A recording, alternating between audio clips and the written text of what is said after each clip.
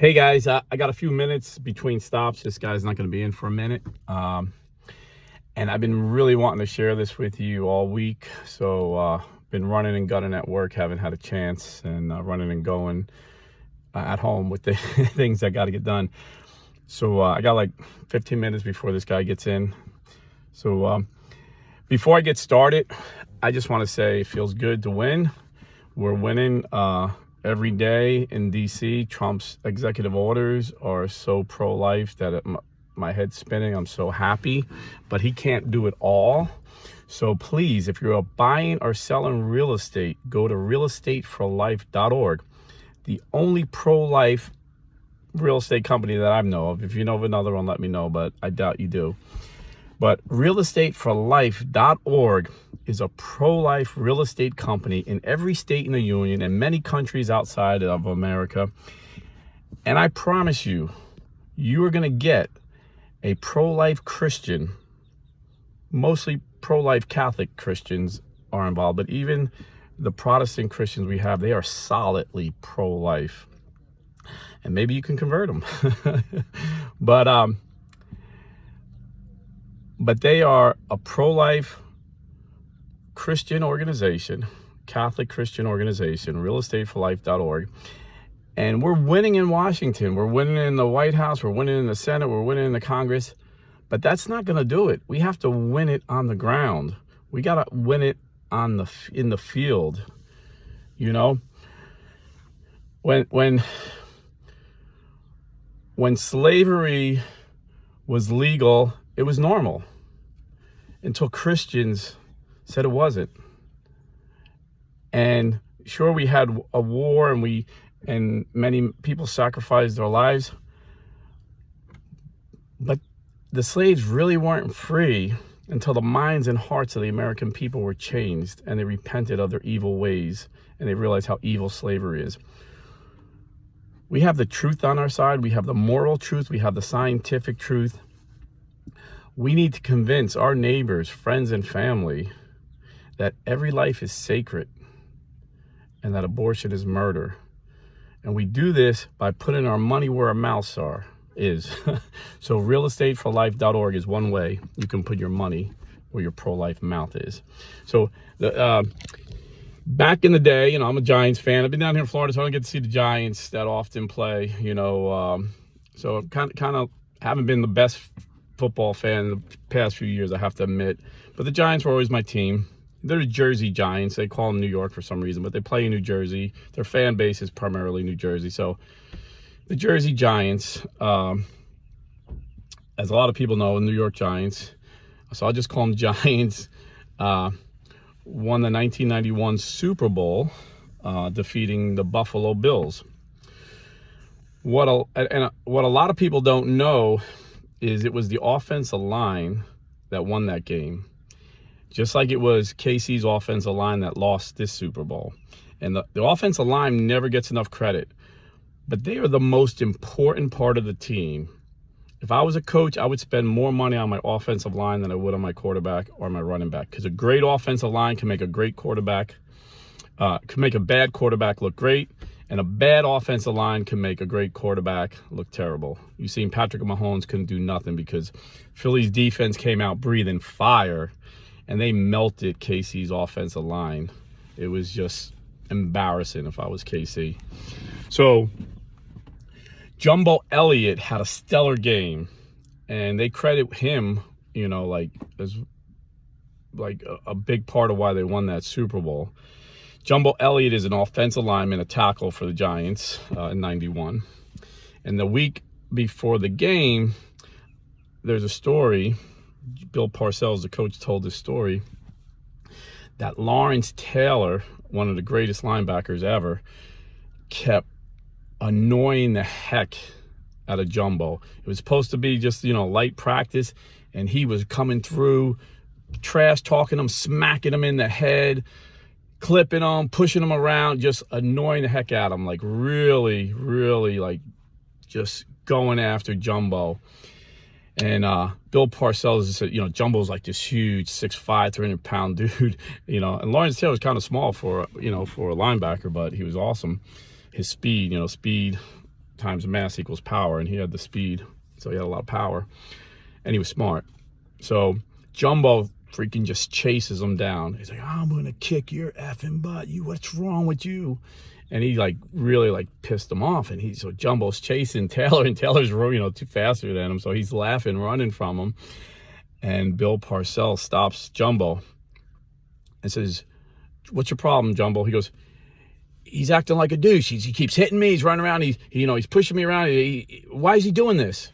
And he goes, because maybe, just maybe, he's afraid you're not going to be able to handle Bruce Smith on Sunday. We're all a little worried Bruce Smith is going to get to our quarterback, and we're dependent on you to stop him. So Bruce Smith was one of the greatest linemen of his time. He was all pro, and I think he held the record in sacks that year. And if Bruce Smith, sacked our quarterback a few times, that could be a game changer. And later, he revealed to Jumbo that he told Lawrence to do that because he wanted to light a fire under Jumbo's butt. And Jumbo had a great game. Bruce Smith didn't do nothing. The announcer was amazed at how Jimbo handled Bruce Smith. So, I don't know Bill Parcells, the coach's faith. I really don't. Maybe I should have Googled it, but he was practicing a biblical truth. And you could have biblical truths,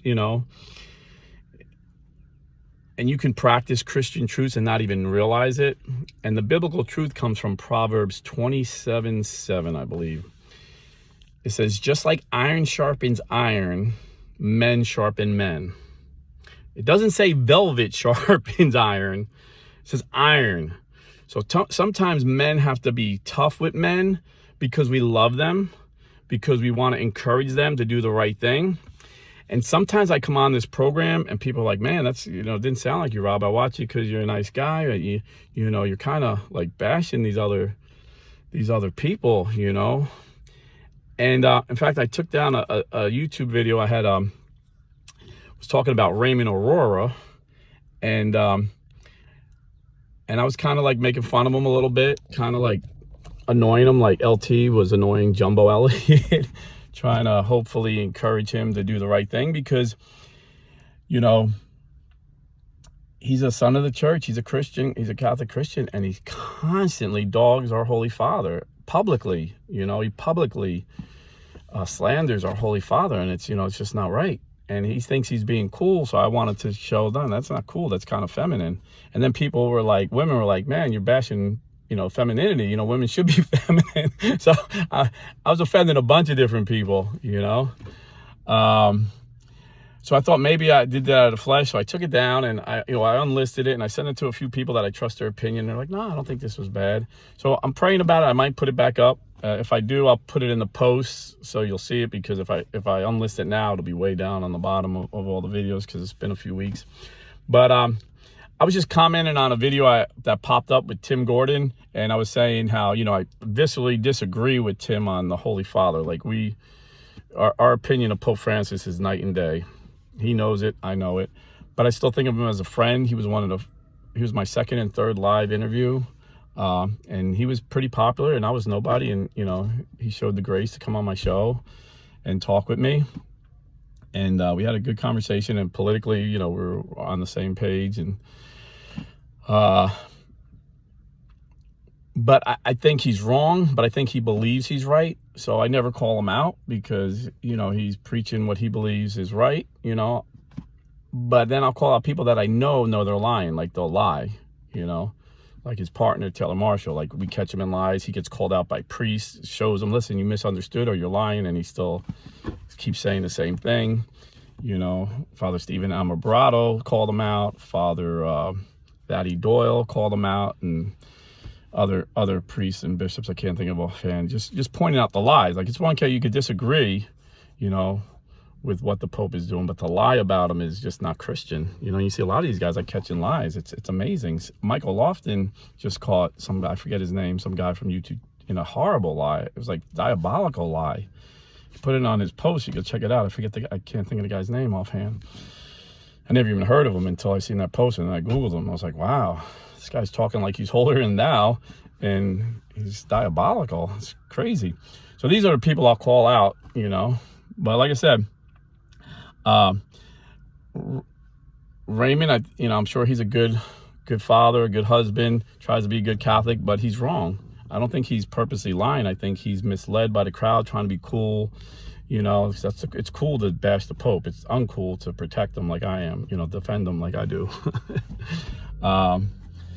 So they know the zeitgeist. They know what's going to get them the views. They know what's going to get them the money. You know, that's my opinion. But we're winning, you know. We're winning. We're winning. Be joyful. Don't be like the guy. Don't take the wins, you know. Don't be like the guy I said in my last video or a couple videos ago.